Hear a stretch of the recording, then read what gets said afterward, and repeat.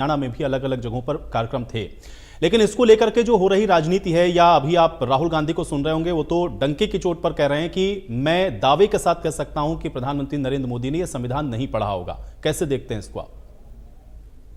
आयुष जी, आपको नमस्कार और आपके माध्यम से इंडिया न्यूज देख रहे सभी दर्शकों को और जो हमारे पैनलिस्ट हैं साथी सभी पार्टियों से उनको भी नमस्ते। देखिए, आज संविधान दिवस है। 2015 से मोदी जी ने इस देश के अंदर 26 नवंबर को संविधान दिवस के रूप में राजकीय तौर पर मनाने की घोषणा की और उसके बाद से लगातार हम जो है डॉक्टर भीमराव अंबेडकर जी की जो कंट्रीब्यूशन है हमारे देश को, जो कॉन्स्टिट्यूशन है, हालांकि उस कॉन्स्टिट्यूशन बनाने वाली समिति में और भी लोग थे, लेकिन प्रमुख तौर पर जो बाबा साहब अंबेडकर जी का ब्रेन चाइल्ड रहा, जो उनकी मेहनत रही और उनका जो विजन रहा, इस देश को जो एकात्म करने के लिए उन्होंने जो काम किया, उसका एक बहुत बड़ा जो तोहफा जो उन्होंने कॉन्स्टिट्यूशन के रूप में दिया। और कॉन्स्टिट्यूशन का सबसे बड़ा तोहफा जो है, संविधान का सबसे बड़ा तोहफा जो है, वो हमारा लोकतंत्र है। उसके लिए आज सभी देशवासियों को बहुत बहुत बधाई। देखिए, जब भारत आजाद हुआ था तो उस समय हम बहुत सारी चुनौतियों से घिरे हुए थे और उन चुनौतियों से बाहर निकालने के लिए इस देश के संविधान ने बहुत महत्वपूर्ण भूमिका निभाई। उस समय हम जानते हैं किस प्रकार से गरीबी, भूखमरी, कम पढ़ी लिखी आबादी और विभाजन की विभीषिका हम झेल कर ही हटे थे। लोकतंत्र का कोई स्ट्रक्चर नहीं था, कोई तैयारी नहीं थी इस प्रकार की। उन परिस्थितियों से किस प्रकार से हमें बाबा साहब अम्बेडकर जी के संविधान ने बाहर निकाला, और उसी के तहत जो है हम आज लोकतंत्र जो है इतना परिपक्व और इतना ज्वलंत जो है, माफी चाहूंगा, इतना जीवंत जो लोकतंत्र है आज वो हमारे सामने आया हुआ है। लेकिन बड़ी बात यह है कि इस पर समय समय पर प्रहार होते रहे। वो राहुल गांधी जी जो आज छोटी सी पुस्तिका लेकर घूमते हैं और उसको संविधान बताते हैं, कुछ मीडिया रिपोर्ट्स में आया कि वो अंदर से सब पन्ने जो है उसके खाली थे, ऐसा भी कुछ आया, लेकिन मैंने खुद व्यक्तिगत रूप से नहीं देखी तो मैं तस्दीक नहीं कर सकता। तो मेरे लिए भी वैसे मानना मुश्किल है कि संविधान के 448 आर्टिकल्स, संविधान के 25 पार्ट्स और 12 शेड्यूल जो है उस छोटी सी पुस्तिका में कैसे आ सकते हैं। खैर, ये राहुल गांधी जी वैसे भी वैज्ञानिक हैं, आलू से सोना बना लेते हैं, सब कुछ कर लेते हैं, तो वो चमत्कारी पुरुष है, कुछ करते होंगे ऐसा जिसमें आ जाती होगी। लेकिन मैं उस पर ना जाकर मैं आज मैं कहता हूं कि राहुल गांधी जी के पिताजी जो देश के माननीय प्रधानमंत्री रहे, राहुल गांधी जी की दादी जी जो कि इस देश की प्रधानमंत्री, उन्होंने इस देश का संविधान नहीं पढ़ा हुआ था, और अगर पढ़ा था तो वो इज्जत नहीं करते, क्योंकि इस देश के संविधान पर जितनी बार प्रहार हुआ इसी खानदान ने किया, इस परिवार ने और इस पार्टी ने इस देश के संविधान पर वो गहरे घात किए हुए हैं जिसको बुलाया नहीं जा सकता। मैं बहुत जो है मानता हूं कि आज के पत्रकार बहुत ही ज्यादा बहुत बैलेंसिंग एक्ट में रहते हैं, सबको बराबर रखने की कहते हैं, कांग्रेस के पापों को भुला चुके हैं, भुलाते नहीं, आज हमें साथ में जोड़ देते हैं। वो विभाजन की विभीषिका को भूल जाते हैं, वो सिखों के नरसंहार को भूल जाते हैं। लेकिन एक चीज जो हर भारतीय को याद रखनी चाहिए, वो 25 जून 1975 की वो काली रात हमेशा याद रखनी चाहिए, और ये पत्रकारों को भी याद रखवानी चाहिए। ठीक है, कांग्रेस पार्टी में मित्र होते हैं और जगह होती है, लेकिन बैलेंसिंग एक्ट में ये मत भूलिए कि कितना बड़ा प्रहार जो है, कितना घृणित हरकत जो है श्रीमती इंदिरा गांधी जी ने की। उन्होंने देश पर इमरजेंसी लगाकर सारे लोकतंत्र पर ताला लगा दिया था, सारे देश की न्याय व्यवस्था पर, न्यायालयों पर ताला लगा दिया था, और ताला लगाकर उसकी जो चाबी है वो समुद्र में फेंक दी। किस प्रकार से इस देश के अंदर एक वर्ष के लिए अपना कार्यकाल बढ़ा लिया, जबकि कोर्ट ने जो है जगमोहन लाल जी का जो इलाहाबाद हाई कोर्ट का जो लैंडमार्क जजमेंट, उसमें इंदिरा गांधी जी को अयोग्य घोषित कर दिया था। वो एक दिन भी प्रधानमंत्री नहीं रह सकती थी। केवल प्रधानमंत्री रहने के लिए उन्होंने इस देश के लोकतंत्र को समाप्त कर दिया था, सस्पेंड कर दिया था। और केवल यही नहीं, यहीं पर उनकी घृणा काम खत्म नहीं हुए। मैं उन अमानवीय यात्राओं में जाता ही नहीं हूं जिसमें हमारे नेता, हमारी पार्टियों के नेताओं के साथ जो उस समय उस कालखंड में जो घृणित हरकतें की गई, उनके साथ अमानवीय यात्राएं, उनको जेलों के अंदर ठूस ठूस के दी गई, उसको मैं नहीं जाता। लेकिन इस देश के संविधान के साथ उन्होंने बहुत बुरा किया। जो बाबा साहब अम्बेडकर का संविधान था, उस संविधान की मूल आत्मा तक को बदलने का उन्होंने प्रयास किया, जिसको बाद में सुप्रीम कोर्ट ऑफ इंडिया ने स्टक डाउन किया था। 42वां संशोधन जो कहते हैं, जो इंदिरा गांधी जी ने उस इमरजेंसी के दौरान, जब सारे देश का विपक्ष जेल में बैठा था, उस समय पूरे के पूरे संविधान को बदल डाला। 42वां संशोधन को मिनी कॉन्स्टिट्यूशन कहते हैं। उसमें किस प्रकार से 14 नए आर्टिकल जोड़ दिए, 40 आर्टिकल उसमें अमेंड किए गए, संविधान के अंदर 2 पार्ट और जोड़ दिए गए, और उसके बाद एक शेड्यूल और जोड़ दिया गया।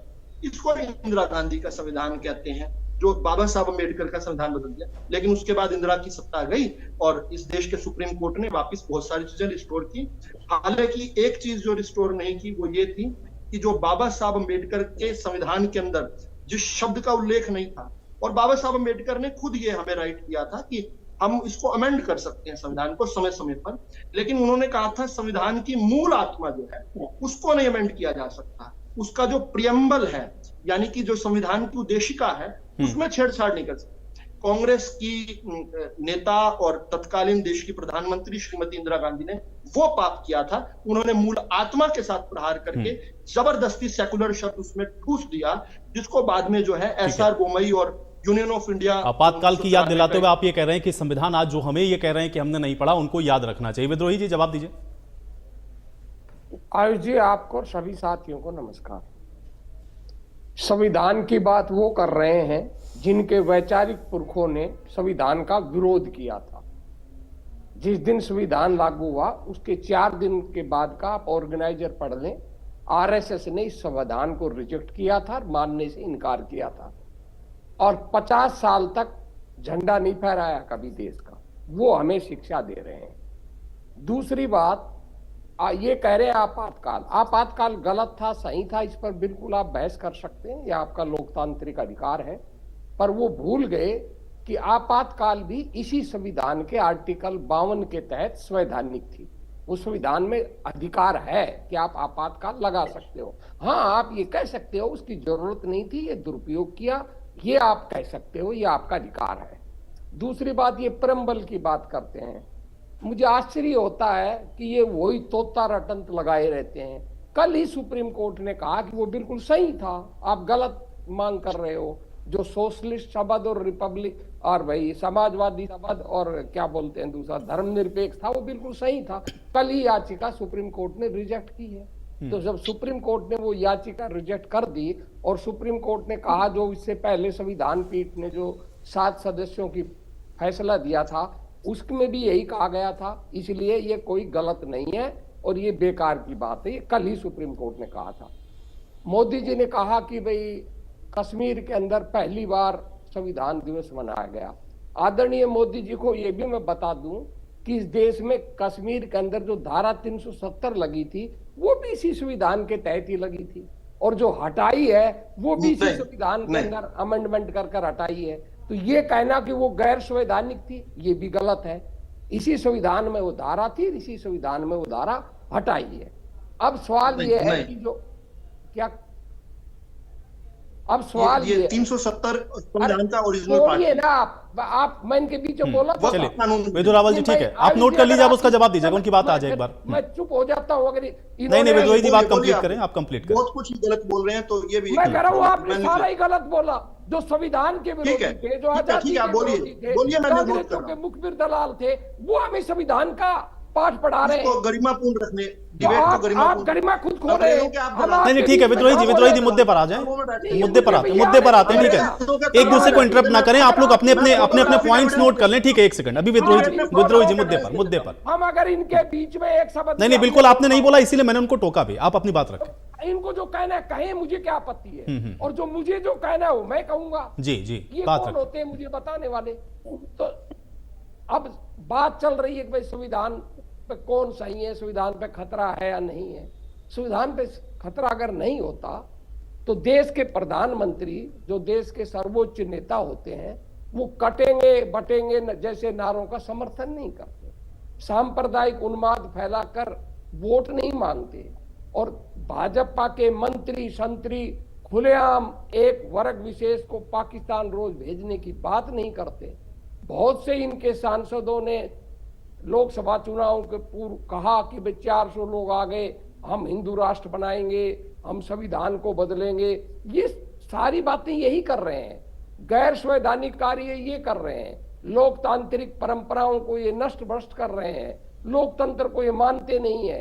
कोई भी जो पुरानी लोकतंत्र की परंपराएं हैं उनको ये खत्म कर रहे हैं। संसद में मुद्दे नहीं उठाने देते, संसद बहस का एक केंद्र होता है। आज आप देखिए, मुझे सबसे ज्यादा निराशा इस बात की